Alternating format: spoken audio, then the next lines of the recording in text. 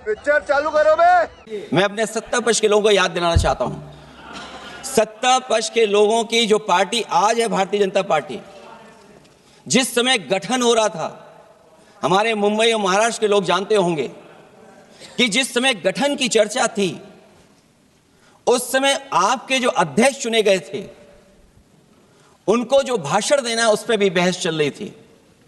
और बहस इस बात की थी कि भारतीय जनता पार्टी सेकुलर रास्ते पे जाएगी, सोशलिस्ट रास्ते पे जाएगी कि नहीं जाएगी। तमाम विरोध के बाद भी उस समय के उनके राष्ट्रीय अध्यक्ष जो चुने गए थे, उन्होंने वही रास्ता अपनाया अपने भाषण में, समाजवादी आंदोलन, समाजवादी विचारधारा और सेकुलर रास्ता अपनाया।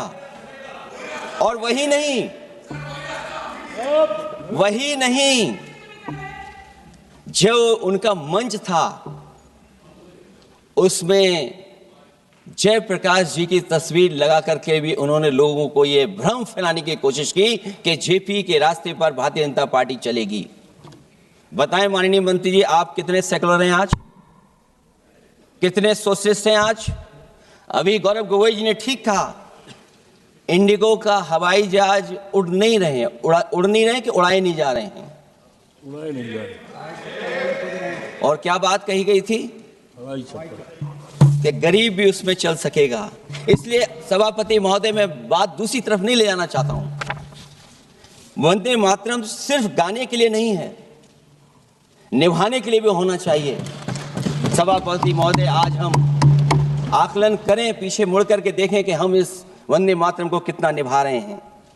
जिस वंदे मातरम ने आजादी के आंदोलन में सबको जोड़ा, आज के दरारवादी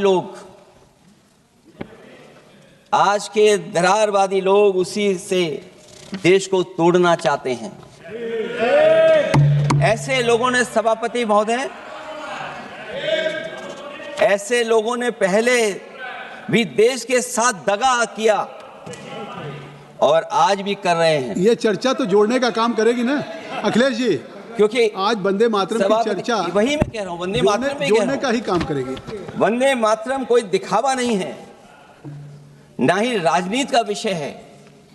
क्योंकि सभापति महोदय, हम जब ये चीज इनके विचारों से, इनके भाषणों से जब बाहर सुनते हैं, तो ऐसा लगता है कि वंदे मातरम इन्हीं का बनवाया हुआ गाना है।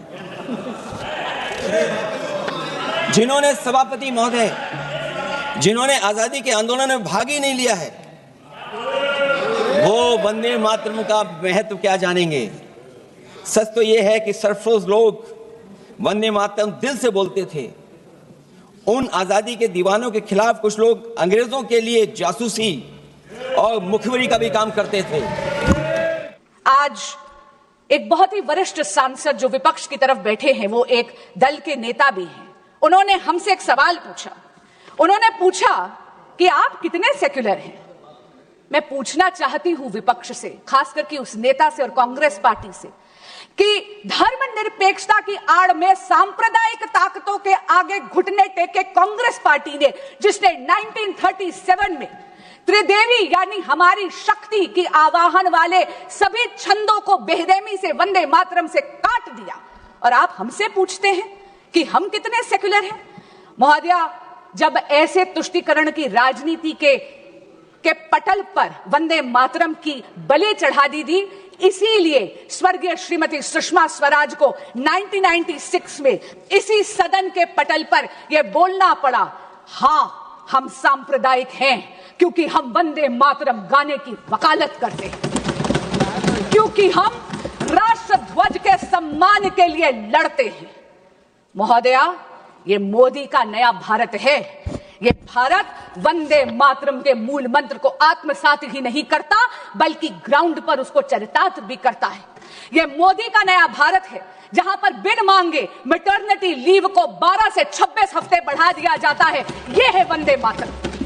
ये मोदी का नया भारत है, जो नारी शक्ति वंदन अधिनियम पारित कर कर महिलाओं के राजनीतिक सशक्तिकरण के लिए पथ प्रशस्त करता है। ये है वंदे मातरम। ये मोदी का नया भारत है, जो आयुष्मान भारत में विश्व की सबसे बड़ी हेल्थ इंश्योरेंस ही नहीं, हेल्थ अश्योरेंस स्कीम देती है, 5 लाख रुपए का मुफ्त इलाज देती है।